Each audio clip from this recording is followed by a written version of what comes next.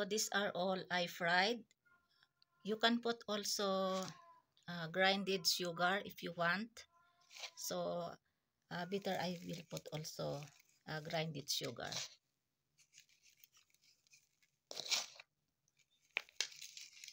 Ayan.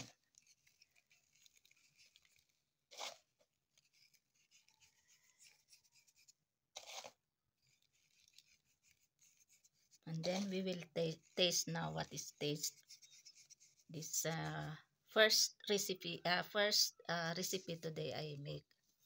A new recipe I mean. Sorry. Ano, yung new recipe ko today, ayan ang lambot. Parang ano siya, donut. Ayan, nakain na namin yung iba, silangga, binanatan. Ayan, oh.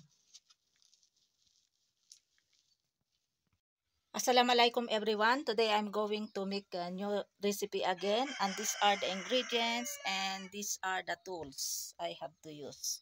And this is new. Now I have to use now this one. And thank you so much sa nag-sponsor nito from Anonymous Family. So ito magagamit ko na. Ito yung mga ingredients. Sugar, kefir or yogurt. This is salt, cooking oil, and 1 egg. And all-purpose flour. So we'll start now to mix all these ingredients. Now first we have to put yogurt here to 250 ml of kefir or yogurt. I already washed this measuring cups and spoon. Now we have to put this one here in bowl. Ayan. And then next is 1 egg.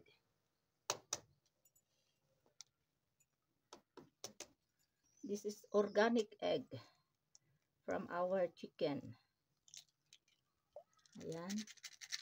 And then we have to mix this one using this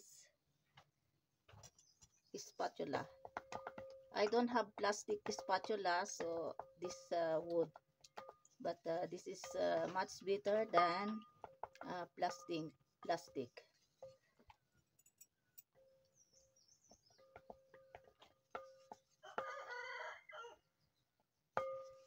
And then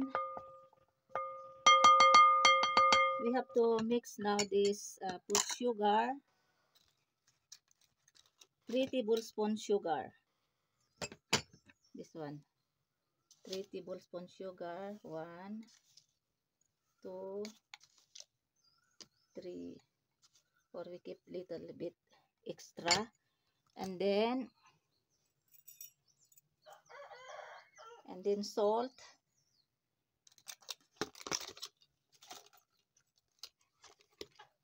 This is 1 teaspoon of salt, or half teaspoon of salt. Ayan. And then cooking oil, 3 tablespoons of cooking oil. 1, 2, 3. And then what is more? And then first we have to mix this one by spatula.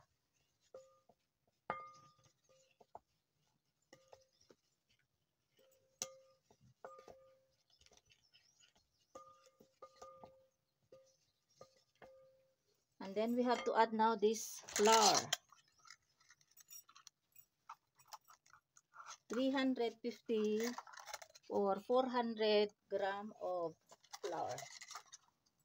So we use this. So I will use 1.5 cup of all-purpose flour. Ayan. And then now we have to put also baking powder.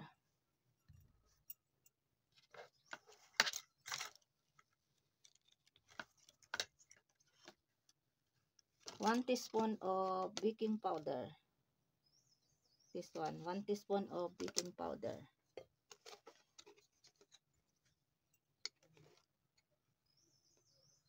Or we put more extra.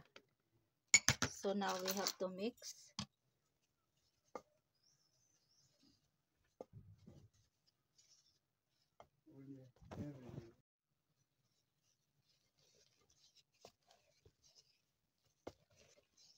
I think this more water, so no problem, we have to add more flour.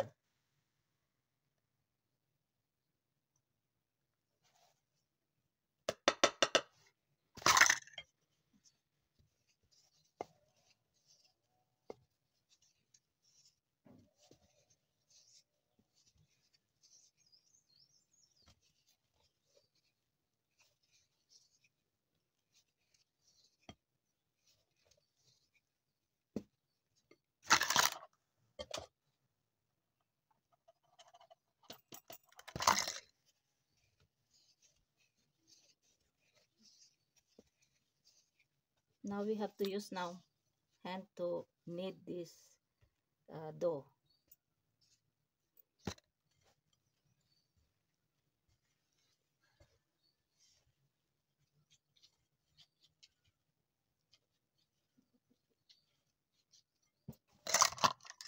I think we need more flour.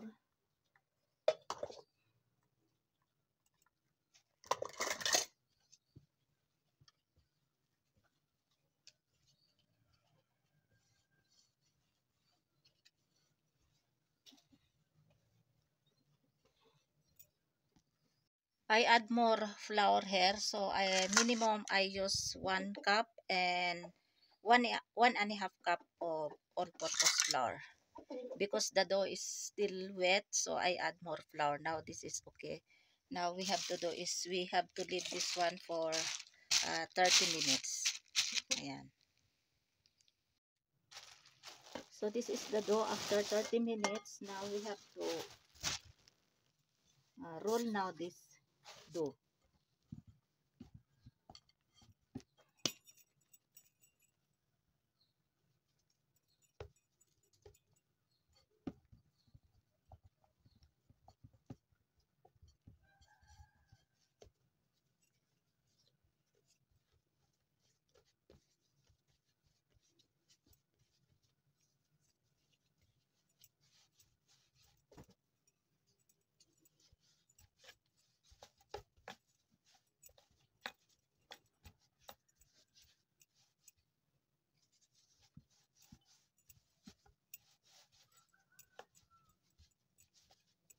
Now we have to divide this one into 2.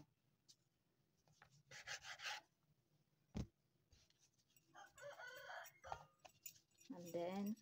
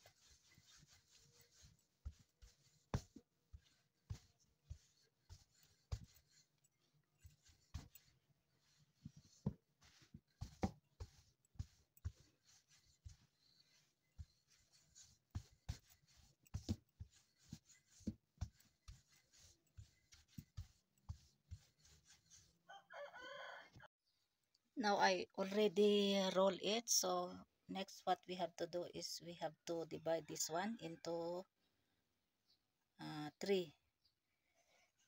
We have to cut like this.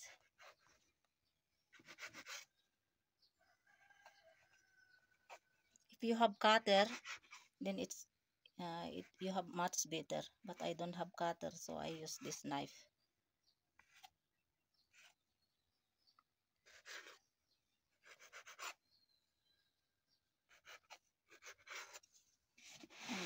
we have to cut like this. We have to cut also in 3.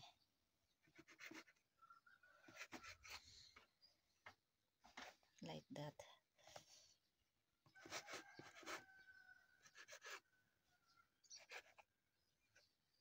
No problem the cutting, and we have to shape this one into another design. Now we have to start now to make shape. So this is already, I cut already, then there is extra, so I have to make also this one. Next we have to make like this.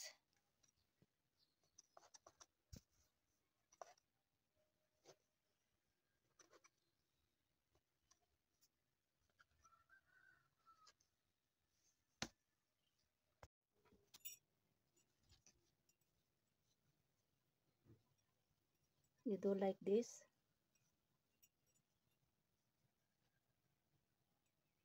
And then we will put her in 3.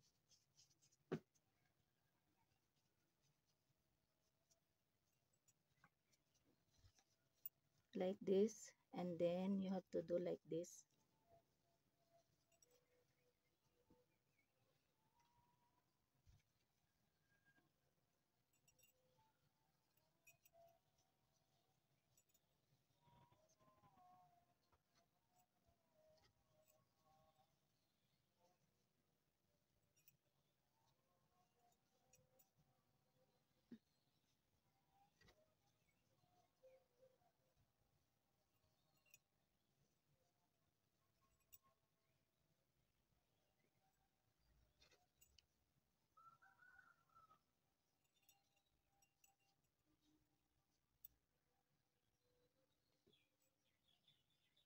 So these are all, and this is ready to fry. How many pieces? 3, 4, 5, 6, 7, 8, 9, 10, 11, 16 pieces. Equivalent to more than 2 cups of all-purpose flour. Oil is already hot, so we have to put now this one. Bismillah.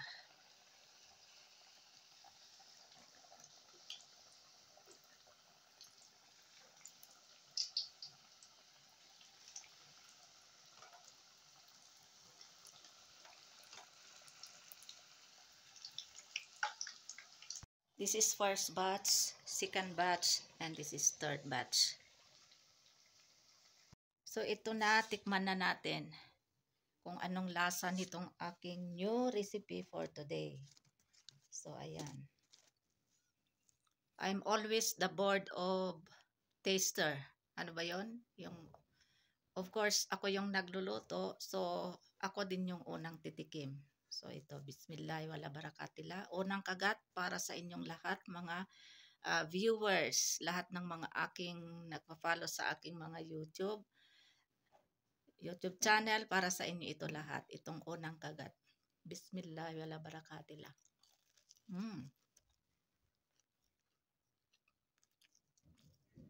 Ang lambot. Yung sugar niya na nilagay ko, okay lang. Para sa mga diabetic, okay lang, less sugar. Pero nilagyan ko ng grinded sugar, konti, kaya okay lang. Malambot siya, malambot. Ayan, oh. Parang siya, parang donut. Kaya lang yung donut wala namang yogurt. Pero ito masarap pala. Drinking tea. This one I make today. You taste. What is taste? Eh? Good. What? Kitne percent good? 100%. Eh? Sure? Yeah, very tasty. I taste already.